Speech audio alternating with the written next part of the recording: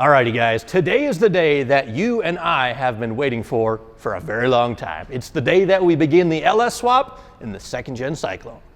Now, we've had this project on the channel for about a year, and we've been working on it on and off in between daily driving it. But everything that we have done up to this point has been in preparation for the big boost in horsepower that the truck is about to get. So we started out by swapping out the rear axle for an 8.5-inch 10 bolt. We recently rebuilt it. We added a true track in there. We added our own custom 3-link rear suspension with coilovers to put the power down without wheel hop. And then we went through the front end as well with all new suspension, and we added a cast iron heavy duty front differential. So the chassis of the truck is basically ready. The body still kind of looks ugly, but that's all right. But this is the powertrain that we are going to be throwing in it, hopefully, if it all fits. Now I'll give you, this is probably the most vanilla swap that we could come up with. It's a 5.3 out of a junkyard with a cam, valve springs, trunnion upgrades, and a few other simple odds and ends. Yeah, definitely not too exciting, but long-term that will get replaced with something like a 408 or a 6.2 or something a little bit spicier. But for now, this is phase one. We have a 4L60 in unknown condition. I actually pulled engine and transmission out of a donor truck that we bought to use for the 4-wheel drive drag truck, which is a project and a story for another day. But no idea if it'll work other than I drove the truck in forward and reverse and it moved. So we got something. And then this right here, this is like the centerpiece of the project. My absolute favorite transfer case of all time, the NV149 full-time all-wheel drive transfer case. Same thing that was found in the Silverado SS, Yukon Denali's, Cadillac Escalades, and the like. It'll send about 60% of the power out back, about 40% of the power up front, full-time all-wheel drive, which is kind of why I have nicknamed this project the second Gen Syclone, even though I know it drives you guys crazy because it's not a V6 and it's not really a Syclone. In fact, Cyclones and Typhoons were GMCs and this is a Chevy, but guess what? I like the name, so it's gonna stick. So let's get the old V6 yanked out and see if we can make room for the V8. So it's just a basic engine removal at this point, transmission transfer case. We're gonna be using all the stuff that came from the that other truck we tore apart this spring. Wiring harness, I have a whole nother one. So pretty much anything that is attached to the engine, like back to the PCM, it should disconnect under the fuse box here. So just kind of like undo all that pretty much.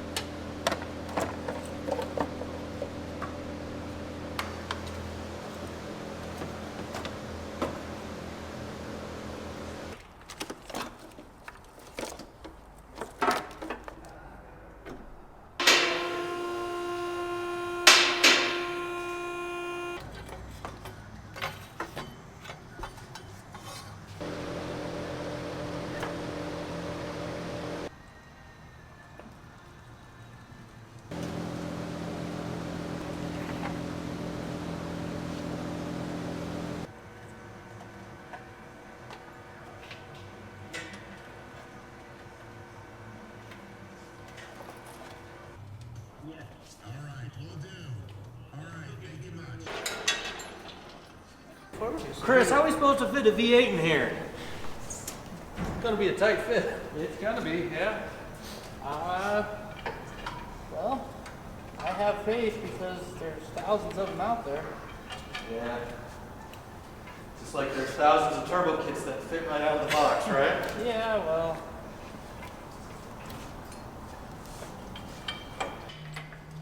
All right, come and get it. Who wants an old 4.3?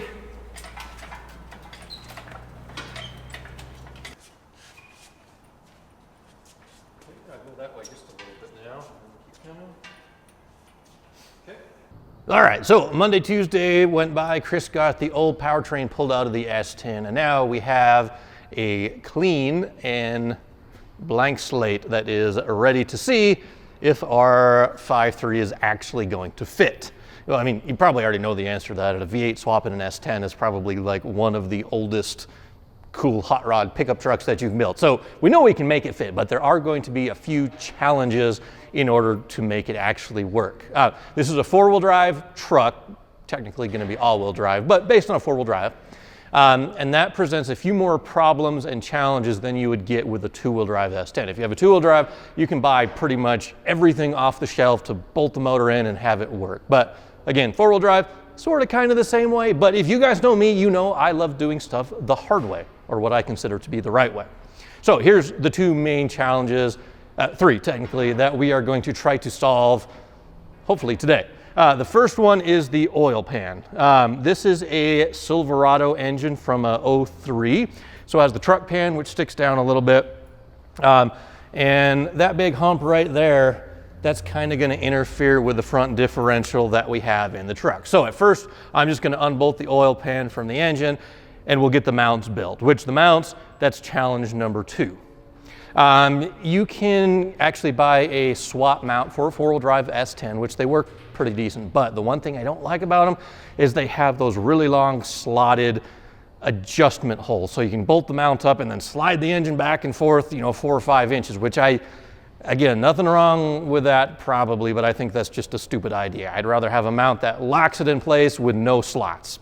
So again, doing stuff the hard way. And I couldn't find an off-the-shelf solution for a four-wheel drive S10 that did what I wanted. So instead I went to Summit Racing and I picked up these universal LS motor mounts. That's the part number right there. This is what you got.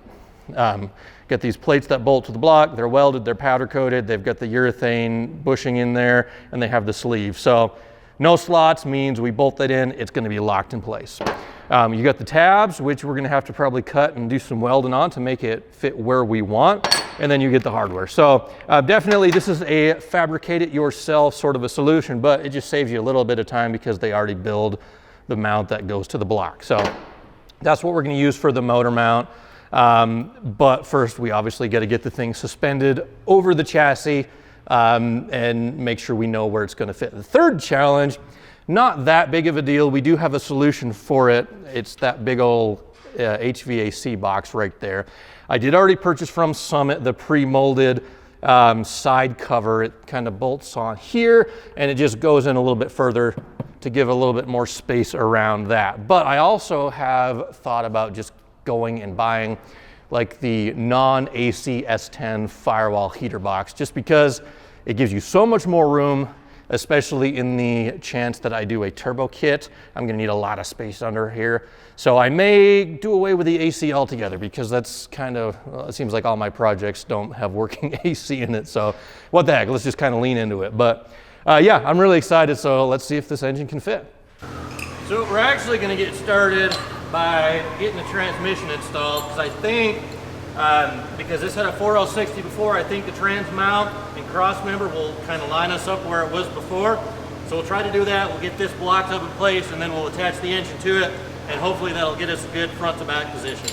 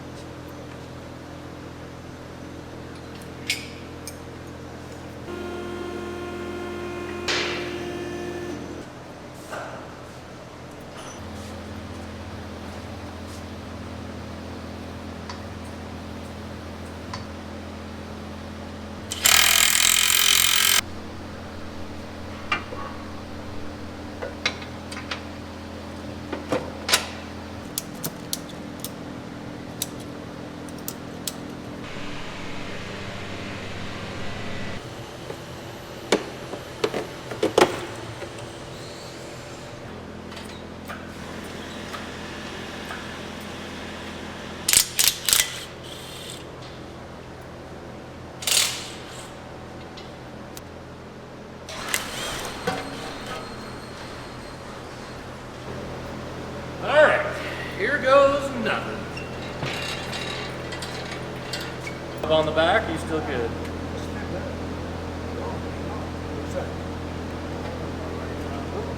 Okay, that's about to hit the diff. Yeah, so push it in a little. Yep. Okay, hold on.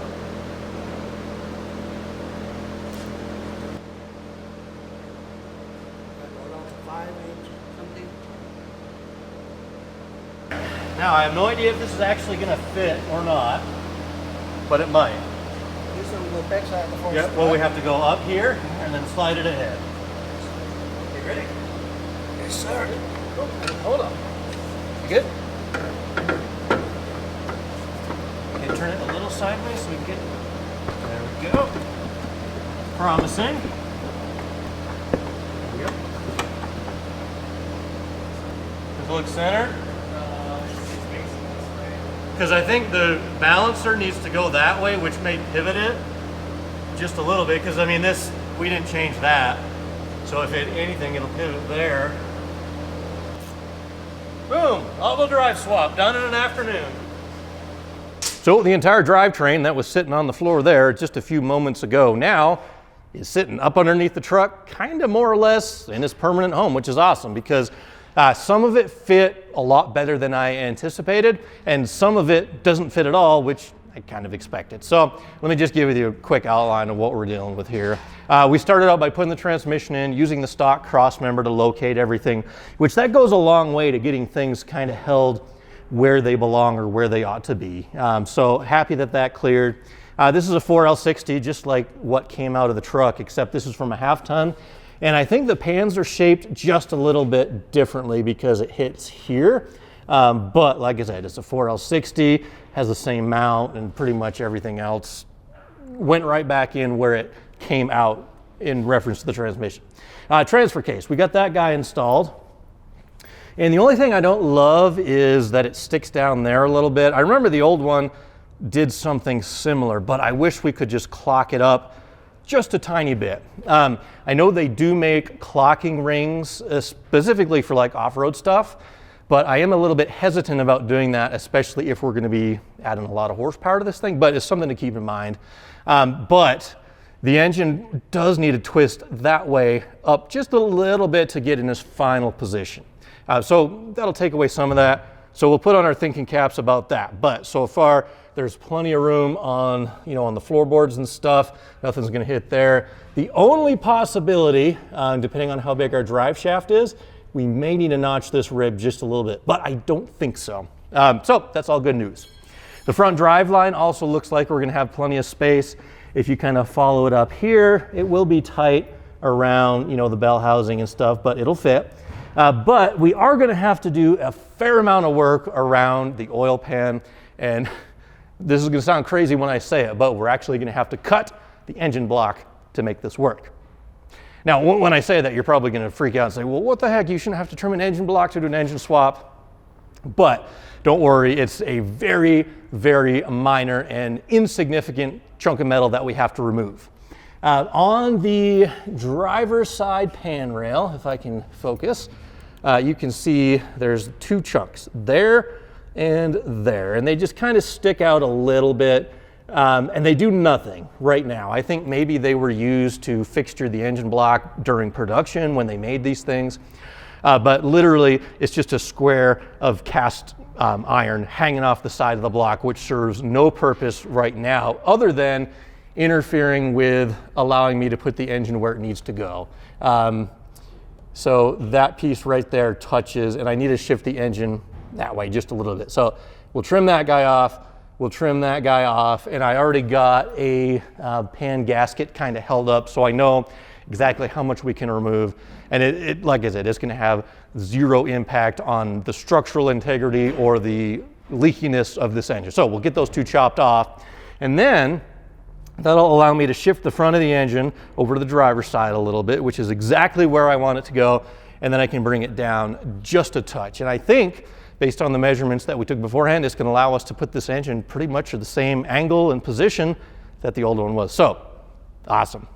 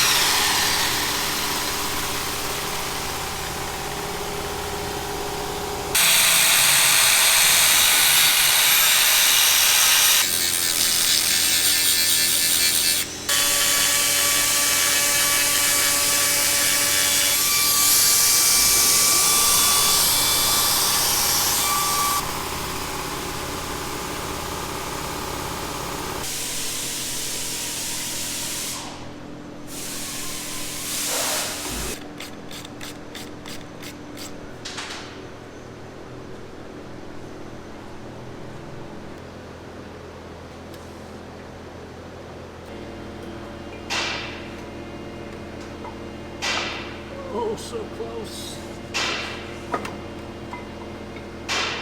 But so far away.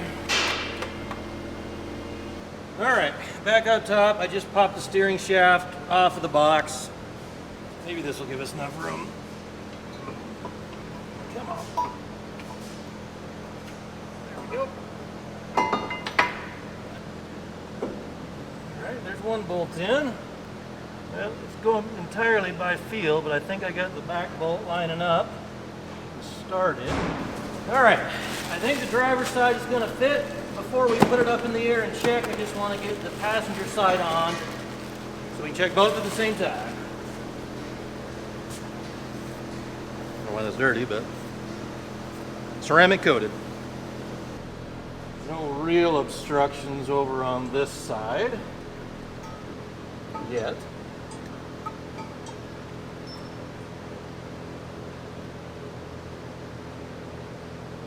So the manifolds fit great up top. As far as plug wires go, I'll probably have to use those like ceramic coated ones because it is fairly tight around here, but I think those will work. However, on the driver's side over here, check it out. This spot right there, that gap between the steering shaft, it is tight. It's not gonna touch, it's not gonna rub, but it's definitely tight. And if you remember a few months back, I actually replaced the lower steering shaft with the hooker one, which was designed for swaps just like this because of how tight that clearance is. So it's kind of all falling together. So it's all gonna work where the motor's at. We're ready to lock it down for good. But first, I'm gonna get started on that oil pan. All right, so I've made sort of a rough outline of where we need to cut. Basically, this corner of the sump needs to be removed. I made a bunch of marks so I have a really good idea of where the pan goes in relation to the diff. So I guess we just kind of start cutting little bits at a time until it fits.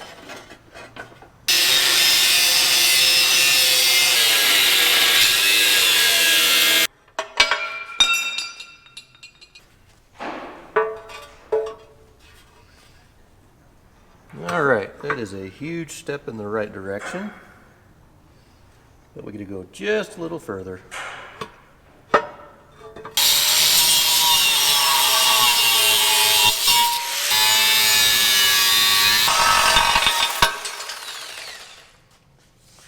All right, so I got the big chunk of the cutting done, and this is sort of kind of how it's going to sit in the truck. This is my reference right here, is I know where the block rail or the pan rail is in relation to these bolts. It does sit uphill just a little bit at an angle compared to the line of those three. And this is, like I said, sort of more or less where it needs to go. I do need to clearance this guy here just a little bit, but the big one is I need to get the pan down just a little bit lower, which, as you can see, maybe kind of through this area here, it's going to hit the diff tube. So I think what I want to do is kind of cut along the bottom of that like sticker mark and just kind of angle it down, and then have to cut across that area. And that should give us enough space to lower that just enough.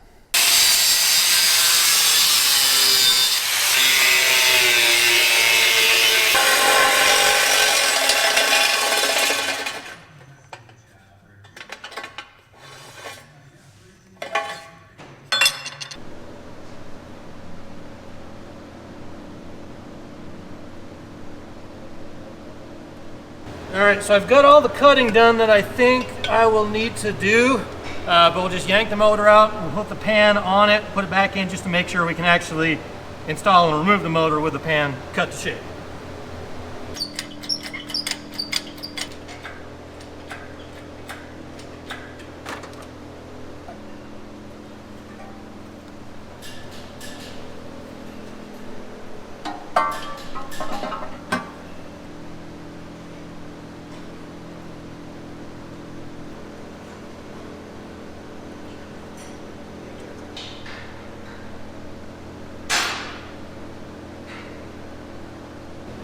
That is going to be so tight going in because it the valve cover hits the wiper motor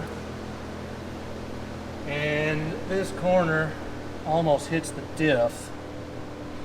I think if I tip the motor just a little bit, I think and hope maybe it'll go in, so let's try it.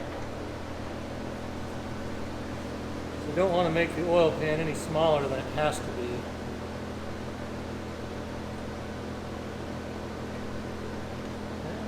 kind of barely clears.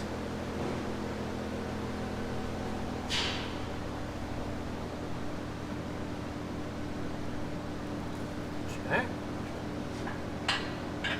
At least for the going in part, it might be okay.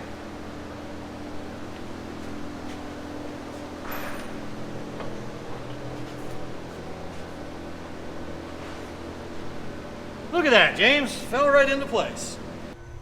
All right, so we got the pan in place and I am really happy. We did find a few areas which we need to correct, but it's a pretty good fit considering. So that's the front view. Plenty of room for the steering, which we don't have to modify, thankfully. But the only thing I'm gonna have to change is right here. I just gotta bump that ahead just a hair. But other than that, it's looking good. So now we're gonna yank the motor back out. We'll put it on the stand so we can flip it upside down. That way I can ensure that all of the pieces that I build will clear the windage tray inside the motor, but we are like golden. I don't have to do any, I showed you that little bump I have to cut, but like I'm super happy right now.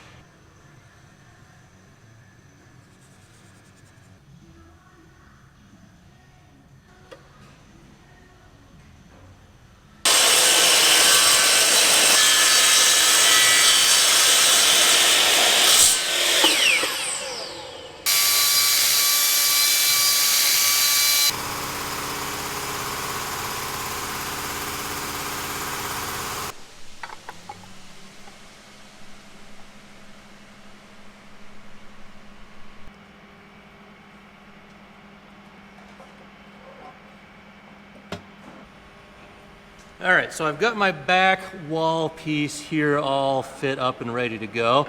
There's gonna be a little, it's gonna be tough to hold this, there's gonna be a little divider that fills in this gap, but I wanna now do the bottom plate here. This is cut at a 90 now, but as you can see, that leaves pretty much no room between the windage tray and the pan for oil to drain back and for windage to happen or whatever. Anyway, so I'm just gonna make a little mark at an angle. Something like that. So we'll just trim it from there, kind of down to nothing. And that'll be enough space to let the windage tray do its thing. And thankfully the oil pickup tube goes on the other side and has plenty of clearance and we don't have to modify that at all.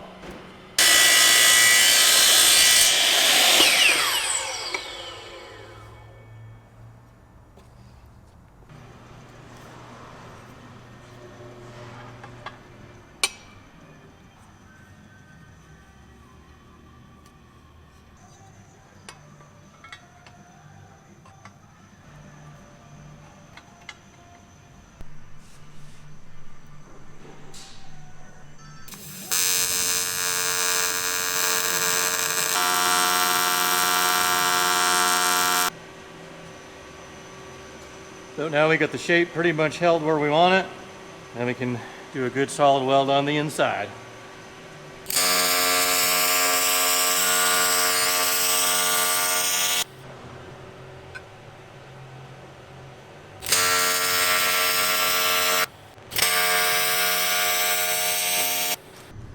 All right, so now we got both major sections done, and all we really need is the divider plate that just kind of makes the little step transition. And because I mocked this all up ahead of time, we should be able to just take a flat sheet, maybe a slightly tight fit, but kind of slide it in like so. Look at that. And then we'll just trace out the shape that we need, bottom and the back and all that, and we'll have just kind of an L-shaped piece that we'll weld in to finalize the patch, or whatever we call this.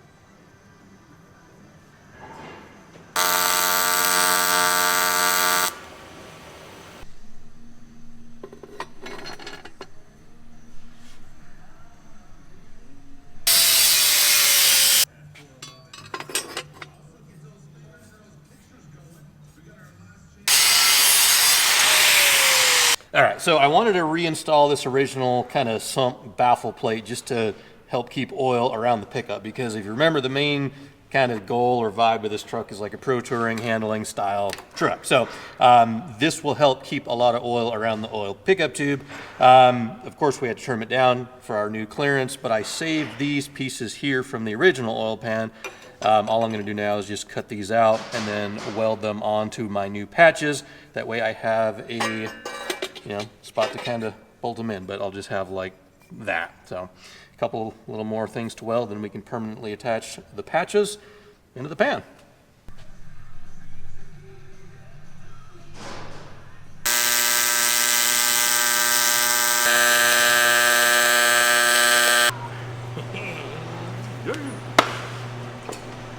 Oil pans by LT.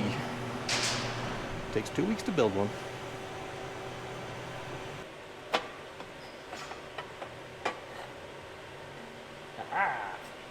Yeah. So now I can actually weld the inside, which would have been very difficult to do before.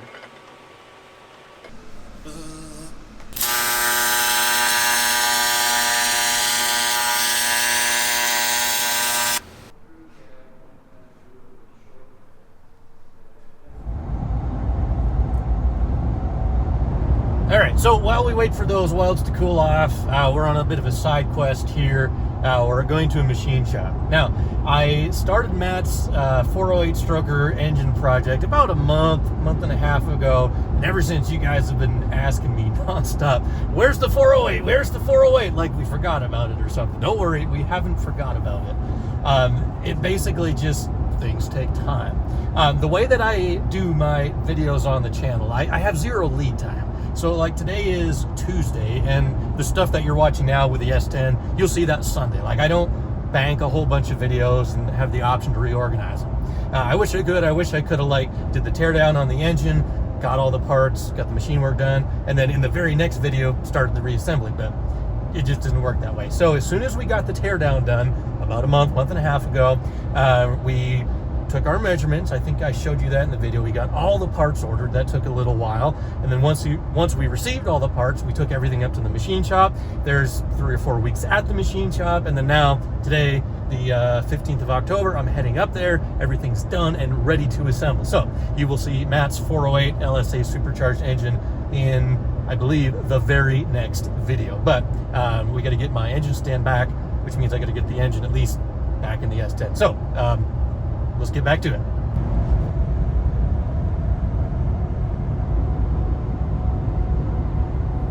All right, moment of truth. Can we get it back in? Let's see, it came out like this.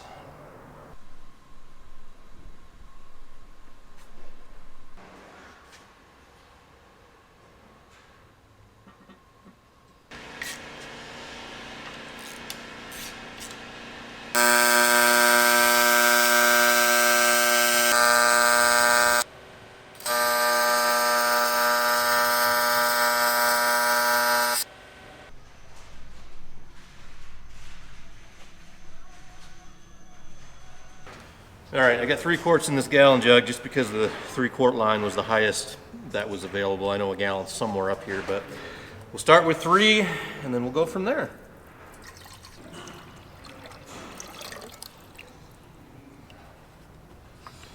All right, 3 quarts is just at the bottom of, or a little bit below that oil level sensor. And there's nothing gushing out, so no leaks that I can see yet.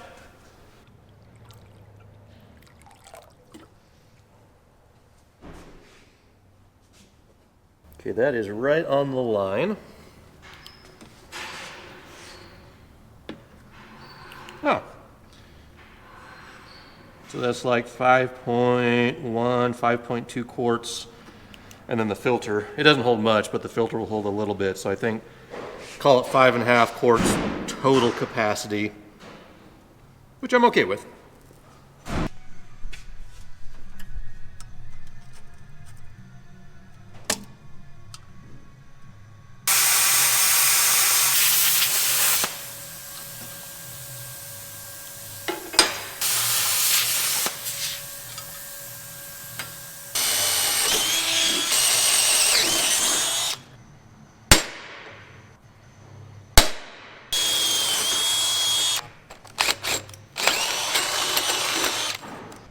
All right, so we're in the home stretch now, and the very last thing we got to do to get this drivetrain permanently mounted is get the tabs built for our Summit Racing Universal LS motor mount. So we got the part bolted onto the block that has the urethane isolator, and the kit comes with these 4 tabs, and there's a through bolt. You just got to kind of trim these to length.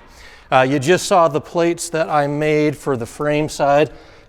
There's 4 holes that are threaded. Actually, well, there's only 3 per side that were threaded, but I tapped out the 4th one because it was drilled in, and there's like a reinforcement plate underneath. So anyway, 4 holes per side, and the tabs, they're gonna go somewhere in there. And as you can see, I made these square plates just oversized, but when I get these trimmed and welded on, then I'll, just make it pretty and kind of make a cool shape and trim off the excess. But for now, these are bolted permanently, or solidly rather, to the frame of the truck. And we just gotta put the motor back where we had it with those little spacers, and then we can trim the tabs, weld them in, and then call it a successful day.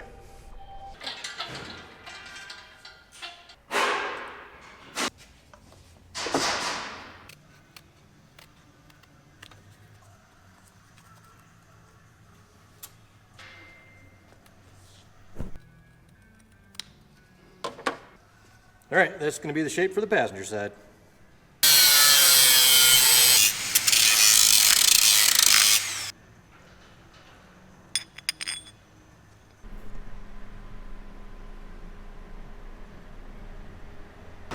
All right, engine sitting on the mounts. Everything is kind of snugged up. We're ready to weld. I did a final check with the angle finder. We are dead nuts on with the level, with the frame of the truck, not the ground. 0.2 degrees on the frame. So we're gonna weld this puppy together.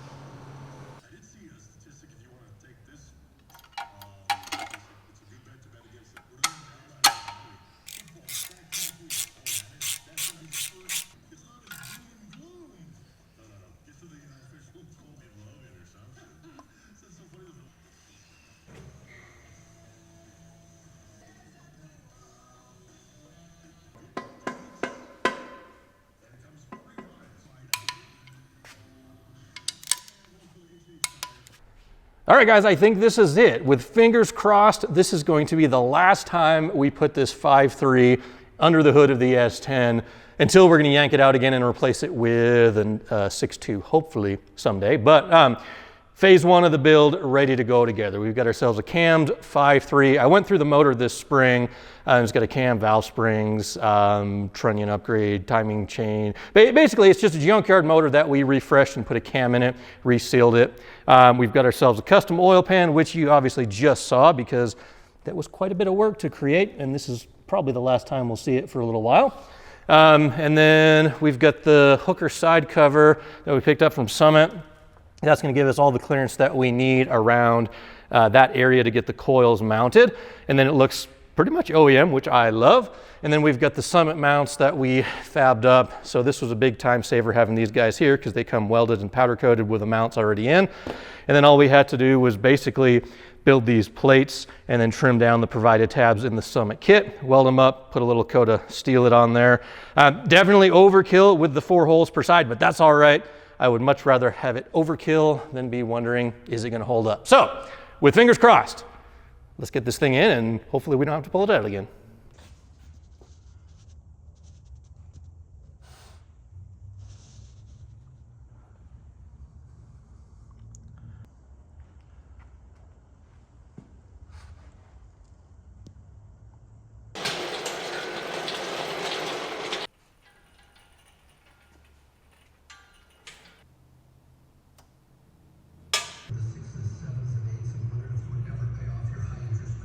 I am so pumped right now, guys, because we have officially LS swapped our 2nd Gen Syclone, Chevy S10. I like the Cyclone nickname though, so that's what we're gonna call it. But I gotta say, this right here, this is like my favorite view of the whole project, is just how that oil pan clears around the differential. I mean, to me, totally worth the effort that we put in. We've got enough clearance so nothing's gonna rub. We've got a stock oil filter in there. Again, nothing's gonna hit. We've got plenty of clearance. And now we have ourselves a V8 powered all-wheel drive muscle truck. And yeah, right now it's gonna be probably 400-ish horsepower at the crank with our 5.3. But remember, long-term, this bad boy is gonna have a actually, you know what? I have decided, in fact, in this episode that it is going to be supercharged. And the reason why I decided that is because when I was doing the oil pan, I did buy some Dash 10 aluminum drain bungs to weld in, because I always do that on the off chance that we turbocharge something, but I decided not to put a drain bung in, so that means 100% we are going to supercharge this bad boy. So let's bring it back down and I'll kind of show you the top view.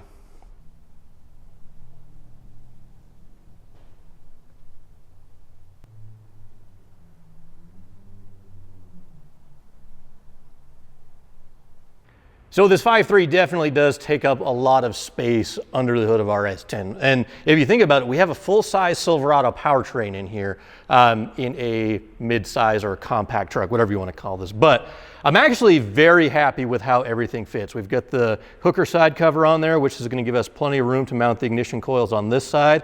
On this side, we're not going to be able to fit the coils because of the vacuum brake booster. But I actually can't stand doing like remote mounted ignition coils. So we're going to do a 2 birds with 1 stone approach for that. I'm actually going to convert to Hydro Boost. I have some parts on the way for that, which will free up a ton of space here, allow us to run our coils, and also give us an improvement in our braking performance. So we love that. And we've got the motor like sitting back as far as humanly possible on the firewall here. I think I have 1/4 of an inch, which, I mean, the engine's gonna rock this way, not back and forth. So nothing's gonna rub, and for weight distribution, we wanted to keep it as far back as possible. And also, by keeping it as far back to the firewall as we can, that's gonna help in this room, because when we start getting a radiator and an accessory driving here, it's gonna take up a lot of space. Right now, I do have a truck balancer on here. I am probably gonna put a car style accessory drive, which is gonna be much closer, which also, hint, hint, would maybe allow room for a dedicated 8-rib drive for something like a supercharger. So, really, really pumped, guys. Looking forward for the S10. We have made good progress by getting the powertrain in, but of course we have a lot to do. We got to get the cooling system done. We've got to get the wiring done. We've got to get an exhaust system built, a fuel system, and probably a million other little odds and ends. But we are going to be putting the S10 aside just for a little while, because as you saw earlier in this video, we just got back all the parts for Matt's Off-Road's, recoveries? I don't know what the possessive of that would be, but we got Matt's engine back from the machine shop. So we're going to be going full steam ahead on that project. Remember, it's a 408 stroker LS. It's going to have an LSA supercharger on top. And we have pretty much all the parts. So we're going to be going, like I said, full steam ahead on that. And when it's done, I'm going to head out to Sand Hollow. I'm going to deliver the engine. I'm going to help them install it, get it fired up. And I'm really fired up about that. So thank you guys for watching. I really, honestly appreciate it. I know I say that, but truthfully, I appreciate you guys. Thank you for watching. Come back soon.